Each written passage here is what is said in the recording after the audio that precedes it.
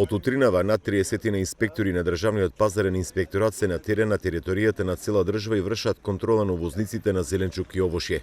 Инспектори од Државниот пазарен инспекторат постапуваат во координација со Управата за финансиска полиција и Управата за јавни приходи.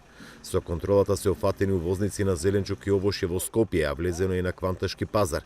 Исто така се вршат надзори и на кај увозниците на Големо во Струмица, Дебар и други градови, информираат од инспекторатот.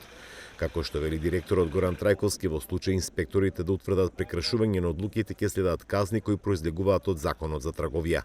Од Државниот пазарен инспекторат велат дека акцијата ќе трае во текот на целиот ден, а информации за исходот ќе бидат објавени в понеделник. Од Државниот пазарен инспекторат најавува дека контролите ќе продолжат и во текот на наредниот период.